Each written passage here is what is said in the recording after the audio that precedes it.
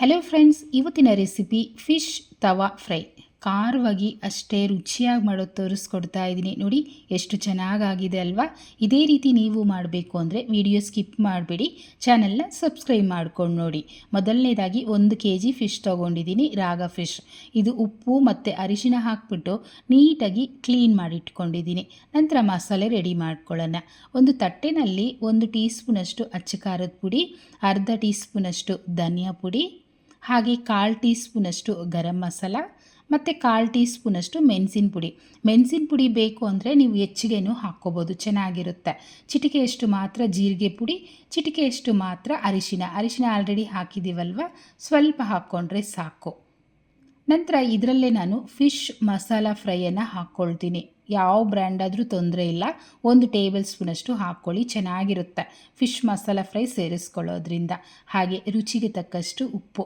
Fish clean ಮಾಡೋವಾಗೂ ನಾವು ಉಪ್ಪು ಹಾಕಿರ್ತೀವಿ, ನೋಡಿಕೊಂಡು ಹಾಕ್ಕೊಳ್ಳಿ. 1 ಟೇಬಲ್ ಸ್ಪೂನಷ್ಟು ಶುಂಠಿ ಬೆಳ್ಳುಳ್ಳಿ ಪೇಸ್ಟನ್ನು ಹಾಕ್ತಾಯಿದ್ದೀನಿ. ನಂತರ ಮೀಡಿಯಮ್ ಸೈಜು ನಿಂಬೆಹಣ್ಣು ಬರುತ್ತಲ್ವ, ಅದರ ರಸ ಅಂದರೆ 1 ಟೇಬಲ್ ಸ್ಪೂನಷ್ಟು ನಿಂಬೆ ರಸ ಹಾಕ್ಕೊಂಡ್ರೆ ಕರೆಕ್ಟಾಗಿರುತ್ತೆ. ಈಗ ಚೆನ್ನಾಗಿ ಕೈಯಲ್ಲೇ ಮಿಕ್ಸ್ ಮಾಡ್ಕೊಳ್ಳಿ. ನೋಡಿ, ಎಲ್ಲ ಪುಡಿಗಳು ಹಾಕಿದ್ದೀವಿ. ಇದರಲ್ಲಿ ಕಾರ್ನ್ಫ್ಲೋರೇ ಆಗಲಿ, ಮೈದಾ ಹಸಿಟ್ಟು ಮತ್ತು ಕಡಲೆ ಹಸಿಟ್ಟು ಏನೂ ಹಾಕಿಲ್ಲ. ಎಲ್ಲ ಮನೇಲಿರೋವಂಥ ಇಂಗ್ರೀಡಿಯೆಂಟ್ಸಲ್ಲೇ ಮಾಡೋದು ತೋರಿಸ್ಕೊಡ್ತಾ ಇದ್ದೀನಿ. ಇದರಲ್ಲೇ 1 ಟೇಬಲ್ ಸ್ಪೂನಷ್ಟು ಅಡುಗೆಗೆ ಬಳಸೋವಂಥ ಯಾವುದೇ ಎಣ್ಣೆ ಆದರೂ ಪರವಾಗಿಲ್ಲ, ಹಾಕ್ಕೋಬೋದು. ಹಾಗೆ ನಿಮಗೆ ಮಸಾಲೆ ತುಂಬ ಗಟ್ಟಿ ಇದೆ ಅನಿಸಿದ್ರೆ ಮಾತ್ರ ಸ್ವಲ್ಪ ನೀರನ್ನು ಹಾಕ್ಕೊಳ್ಳಿ, ಹೆಚ್ಚಿಗೆ ಹಾಕಬಾರ್ದು. ತುಂಬ ತೆಳುವಾಗಿದ್ರೂ ಮಸಾಲೆ ನಮಗೆ ಫಿಶ್ಗೆ ಕೋಟ್ ಆಗೋದಿಲ್ಲ. ಹಾಗಂತ ಮಸಾಲೆ ಗಟ್ಟಿ ಇದ್ರೂ ಮಸಾಲೆ ಪೂರ್ತಿ ಉದುರೋಗುತ್ತೆ. ಅದರಿಂದ ನೋಡಿಕೊಂಡು ನಿಧಾನಕ್ಕೆ ಈ ಥಿಕ್ನೆಸ್ಗೆ ಮಿಕ್ಸ್ ಮಾಡ್ಕೊಳ್ಳಿ. ಈಗ ಒಂದೊಂದೇ ಫಿಶನ್ನು ತೆಗೆದು ಚೆನ್ನಾಗಿ ಅಪ್ಲೈ ಮಾಡ್ಕೊಳ್ಳೋಣ. ನೋಡಿ, ನಾನು ತೋರಿಸ್ತಿದ್ದೀನಲ್ವ, ಎಲ್ಲ ಕಡೆನೂ ಸ್ಪ್ರೆಡ್ ಆಗಬೇಕು. ಆ ರೀತಿ ಚೆನ್ನಾಗಿ ಹಚ್ಕೊಂಡು ಸೈಡಲ್ಲಿ ಇಟ್ಕೊಳ್ಳಿ. ನಾನು ತೋರಿಸಿರೋ ಅಂಥ ಎಲ್ಲ ಇಂಗ್ರೀಡಿಯೆಂಟ್ಸ್ನು ನೀವು ಕರೆಕ್ಟಾಗಿ ಹಾಕ್ಕೊಂಡ್ರೆ 1 kgಗೆ ಪರ್ಫೆಕ್ಟಾಗಿ ಸೂಪರಾಗಿ ಫಿಶ್ ಫ್ರೈ ರೆಡಿ ಆಗುತ್ತೆ. ನೋಡಿದ್ರಲ್ಲ, ಈ ರೀತಿ ನೀಟಾಗಿ ಅಪ್ಲೈ ಮಾಡ್ಕೊಳ್ಳಿ.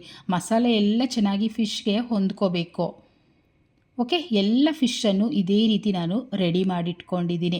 ಈಗ ಒಂದು 30ರಿಂದ 40 ನಿಮಿಷನಾದರೂ ನೆನೆಯೋದಕ್ಕೆ ಬಿಡಬೇಕು. ನೆನೆಸ್ಬಿಟ್ಟು ನಂತರ ನಾವು ಫ್ರೈ ಮಾಡ್ಕೊಳ್ಳೋದ್ರಿಂದ ಆ ಮಸಾಲೆ ಎಲ್ಲ ಚೆನ್ನಾಗಿ ಹೊಂದ್ಕೊಂಡು ತಿನ್ನೋವಾಗ ತುಂಬ ಚೆನ್ನಾಗಿರುತ್ತೆ. ಈಗ ಒಂದು ಪ್ಯಾನಲ್ಲಿ 4ರಿಂದ 5 ಸ್ಪೂನಷ್ಟು ಎಣ್ಣೆ ಹಾಕ್ಕೊಳ್ತಿದ್ದೀನಿ. ಎಣ್ಣೆನೂ ತುಂಬ ಕಾಯಿಸ್ಬೇಡಿ, ಮೀಡಿಯಮ್ ಆಗಿ ಬಿಸಿ ಆಗಬೇಕು. ಅಷ್ಟರಲ್ಲಿ ನೋಡಿ ಫಿಶ್ಶು ಎಷ್ಟು ಚೆನ್ನಾಗಿ ಸಾಫ್ಟಾಗಿ ಆಗಿದೆ. ಆ ಮಸಾಲೆ ಎಲ್ಲ ಚೆನ್ನಾಗಿ ಕೋಟ್ ಆಗಿಬಿಟ್ಟು ತುಂಬ ಚೆನ್ನಾಗಿ ರೆಡಿಯಾಗಿದೆ. ಈಗ ಫ್ರೈ ಮಾಡೋದಷ್ಟೇ. ಅದೇ ಎಣ್ಣೆಲೆ 2 ಕಡ್ಡಿ ಕರಿಬೇವು ಮತ್ತು 3 ಹಸಿಮೆಣಸಿನ್ಕಾಯಿ ಹಾಕ್ತಿದ್ದೀನಿ. ಕರಿಬೇವಿನ ಫ್ಲೇವರು ಅಷ್ಟೇ ಫಿಶ್ ತಿನ್ನೋವಾಗ ತುಂಬ ಚೆನ್ನಾಗಿರುತ್ತೆ. ಹಾಗೆ ಆ ಫಿಶ್ ತಿನ್ನೋವಾಗ ಆ ಫ್ರೈ ಮಾಡಿಟ್ಟಿರೋಂಥ ಮೆಣಸಿನ್ಕಾಯಿ ತಿನ್ನೋದಕ್ಕೂ ತುಂಬ ಚೆನ್ನಾಗಿರುತ್ತೆ.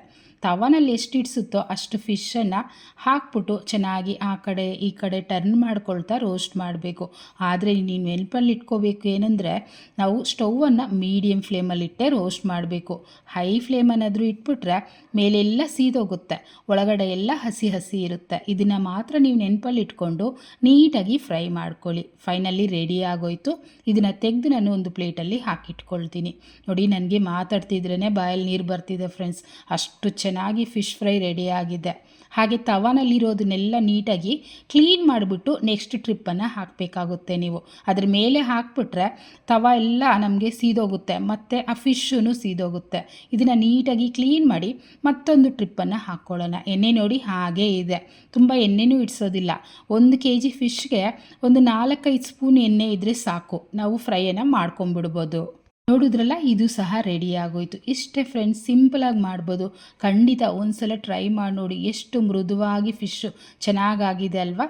ನಿಮಗೂ ಇಷ್ಟ ಆಗುತ್ತೆ. ಹಾಗಿದ್ರೆ ಲೈಕ್ ಮಾಡಿ, ಶೇರ್ ಮಾಡಿ, ನಂತರ ಚಾನೆಲ್ನ ಸಬ್ಸ್ಕ್ರೈಬ್ ಮಾಡ್ಕೊಳ್ಳಿ. Thank you.